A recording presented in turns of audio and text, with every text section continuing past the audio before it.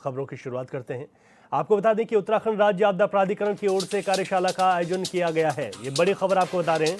Monsoon 2025 तत्परता कार्यशाला में सीएम शामिल होंगे। अहिल्याबाई होलकर जयंती कार्यक्रम में भी मुख्यमंत्री शामिल होंगे। तो आपको बता दें कि यहां पर उत्तराखंड राज्य आपदा प्राधिकरण की ओर से कार्यशाला का आयोजन किया गया है।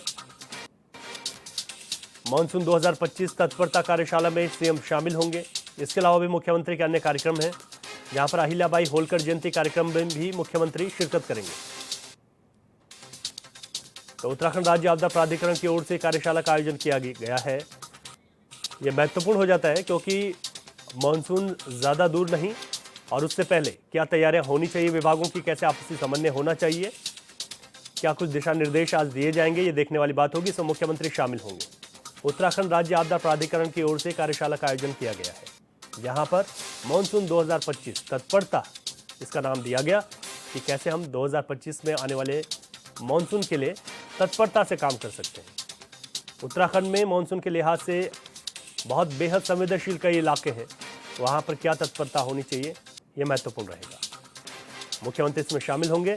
मॉनसून 2025 तत्परता कार्यशाला यहां पर रखी गई है। इसके अलावा अगर बात करें तो अहिल्याबाई होलकर जयंती कार्यक्रम में भी मुख्यमंत्री शामिल होंगे। तो उत्तराखंड राज्य आपदा प्राधिकरण की ओर से एक कार्यशाला का आयोजन किया गया है, जहां मॉनसून 2025 तत्परता कार्यशाला में मुख्यमंत्री शामिल होंगे। इसके अलावा अहिल्याबाई होलकर जयंती कार्यक्रम में भी मुख्यमंत्री शामिल होंगे। और विस्तार से जानकारी लेते हैं मुख्यमंत्री के कार्यक्रम को लेकर। हमारे संवाददाता योगेश आर्य हमारे साथ लाइव जुड़ गए हैं। योगेश, क्या क्या कार्यक्रम आज मुख्यमंत्री के रहने वाले हैं? देखा जाए कि आज जो है मुख्यमंत्री पुष्कर सिंह धामी के दो कार्यक्रम रहने वाले हैं। एक सरकारी कार्यक्रम है, एक पार्टी की ओर से लगाया गया कार्यक्रम है। दोनों कार्यक्रम में आज मुख्यमंत्री पुष्कर सिंह धामी शिरकत करने वाले हैं। 10 बजे एक कार्यक्रम रखा गया है, जिसमें कुछ ही देर बाद जो है कार्यक्रम की शुरुआत होगी और मुख्यमंत्री वहां पर पहुंचने वाले हैं। अब वहां पर अगर देखा जाए तो मानसून 2025 तत्परता कार्यशाला का आयोजन किया गया है। राज्य की ओर से आपदा प्राधिकरण की ओर से वहाँ पर जो है कार्यक्रम रखा गया है और उसमें जो है तत्परता से काम किया जा सकता है, ये देखने वाली बात होगी। उसको जो है वहाँ पर जो है एक पूरी कार्यशाला आयोजित होगी। इसमें तमाम जो विभाग हैं वो शामिल होंगे, चाहे सिंचाई विभाग की बात की जाए, चाहे मानसून को लेकर के जिस तरह से क्या उसका समय रहेगा, किस समय तक मानसून आएगा, उसके लिए मौसम विभाग वहाँ पर जानकारी देंगे। इसके साथ साथ अगर देखा जाए तो अलग से तमाम विभाग हैं, चाहे वो आपदा का विभाग हो, चाहे पुलिस विभाग हो, डीएम हो, तमाम ऐसे अधिकारी वहाँ पर मौजूद रहेंगे जो अपनी अपनी जानकारी देंगे और आपदा जो के विभाग के अधिकारी हैं वो तमाम जानकारियों को साझा करेंगे कि किस तरीके से आने वाले वक्त में अगर आपदा का समय रहता है या कुछ इस तरह की समस्याएं पैदा होती है तो हमें किस तरह से काम करना है। एसडीआरएफ, एनडीआरएफ के अधिकारी वहां पर मौजूद रहेंगे। तो देखिए पूरी कार्यशाला जो है वो आयोजित हो रही है, उसमें तमाम आगे की रूपरेखा तैयार की जाएगी, क्योंकि मानसून बहुत दूर नहीं है अब जो है, क्योंकि 15 जून से पहले कहा जा रहा है कि मानसून जो है वो दस्तक दे देंगे। तो क्योंकि अभी हम देखा कि राज्य में कई जगह पर जो है बारिश भी हो रही है, कई जगह पर जो है लैंडस्लाइड के मामले भी सामने आए हैं। तो ऐसे में आने वाले वक्त में अगर और ज़्यादा बारिश होगी तो ये कहीं ना कहीं चिंता का विषय रहेगा और पहले से तैयारियां होनी बेहद जरूरी है। तो आज इसी को लेकर जो कार्यशाला आयोजित की जा रही है उसमें मुख्यमंत्री पुष्कर सिंह धामी शामिल होंगे और जो अधिकारियों की तैयारियां हैं, किस तरीके से वो तत्परता दिखाते हुए आने वाले वक्त में हर चुनौतियों से निपट सकते हैं, तो ये तमाम जो है चीज़ें उसमें देखने वाली होंगी।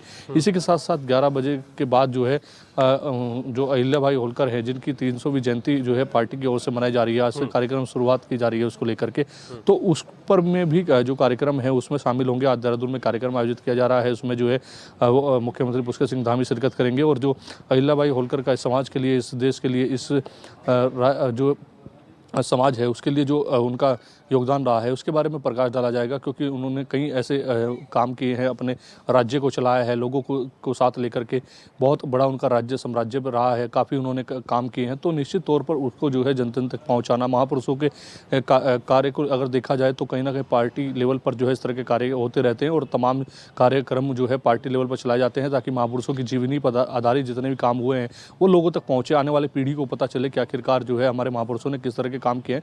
तो उसी क्रम में जो है अहिल्याबाई होलकर के जो जीवन शैली है उस पर भी जो है आज प्रकाश डाला जाएगा। उसमें भी कार्यक्रम में जो है मुख्यमंत्री पुष्कर सिंह धामी शिरकत होंगे। जी ठीक है योगेश, जो राज्य आपदा प्राधिकरण की ओर से कार्यशाला रखी गई है, इसमें आपदा प्राधिकरण के अलावा कौन कौन से अधिकारी शामिल होंगे और किस तरीके से ये पूरी रूपरेखा तैयार की गई है ताकि आने वाले मानसून में उससे निपटने के लिए तैयारियां पुख्ता रहें?